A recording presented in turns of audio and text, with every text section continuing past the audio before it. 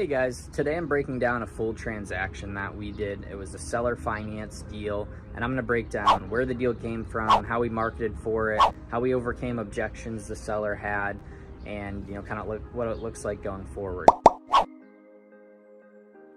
So for starters, this was a text campaign that we were doing. So we sent out texts to other landlords and said, hey, is this so-and-so? Yes, no, wrong number, who cares? This one responded, yes, what can I do for you? Our follow-up text said, hey, we saw you owned a property at 123 Main Street and we were wondering if you'd consider selling. And very quickly she responded, yes, I might consider selling. I am in the process of renovating the property right now and was thinking about listing it on the market, but I'm not really sure at this point. And so we ended up kind of staying in touch with her during that renovation process. She wanted it to be completely buttoned up before we viewed the property. And we kind of ran some comparable sales and came up with a valuation based on everything she told us in that 140 to 150 range, all fixed up.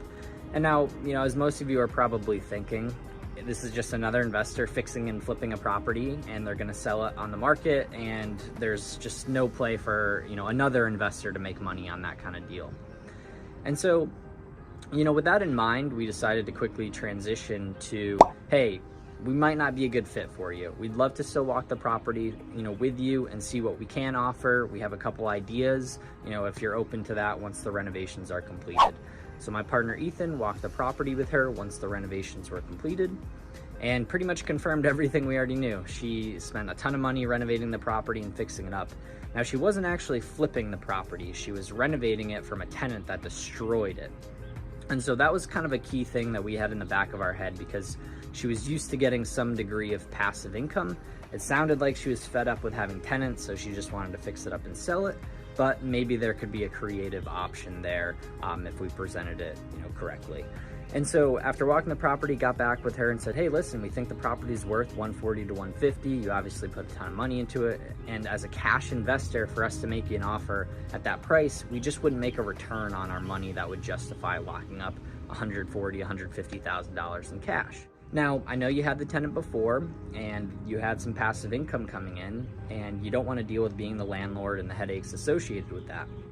What do you think about being a lender and we buy the property from you, but instead of us going and getting a loan or locking up all that cash, you finance us the property over time? We'll give you some money down, we'll pay you some interest, we can work with you on the terms. Yeah, she was actually pretty open to exploring that more. She wasn't super literate on all of the details of that, so it did take quite a few calls and overcoming objections and concerns and adjusting terms. But at the end of the day, those are the scenarios where I really see an opportunity to implement creative seller financing, where she likes the passive income, she doesn't want the headaches of a landlord. We're able to upgrade her to being, a bank in this scenario, and she still gets the passive income check every month without having to worry about if the toilet's working properly or the drain lines are clogged or little things like that.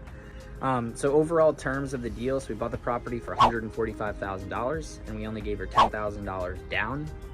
2% interest rate, 30-year amortization schedule, and a 15-year balloon. So, that was one of her big things is, hey, in 30 years, I'm going to be old or dead, and I don't really want to have to worry about this. My family, I don't want them to have to worry about this either. Can we shorten that time horizon? So we said, yeah, we'd like to still be able to make those payments on a 30-year time horizon as far as the amortization goes, but we can shorten the term to balloon out the lump sum at the 15-year mark.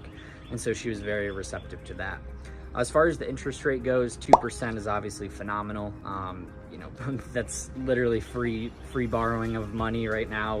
Rates, we've closed a couple loans in the past few weeks, anywhere from 6.5% all the way up to 7.5% right now. So pretty awesome opportunity.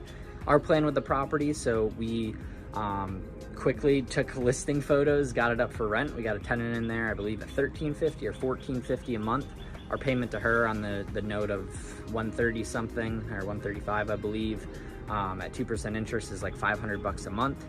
And then we've got taxes, insurance, but yeah, $1,450 minus the $500 to her, minus taxes, insurance, pretty minimal expenses overall. It's just a single family house, and it cash flows a couple $100s a month after set asides. So hopefully that sparks an idea of when you can utilize this sort of creative financing and when and how to act, look for those scenarios, but also kind of pitch it and tailor how you're explaining it to the needs of the seller.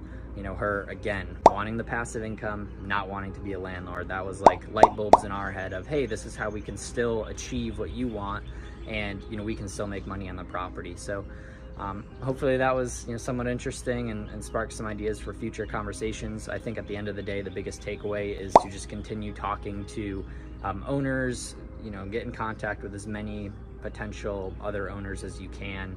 You're not going to be able to negotiate these sort of terms through a real estate agent. They're just not going to be able to communicate these things the way that you are, even if they are educated. So that's the biggest thing for us, is get out there, hustle for deals, you know, find those opportunities, because they're not going to fall in your lap. You're not going to see this listed on the MLS for 10K down in a cash flowing house that, you know, makes you $250 net cash flow a month with 2% interest. It's just not going to happen. You have to go out there and grind for these types of deals. So definitely keep that in mind, stay at it, continue talking to people, and make it happen.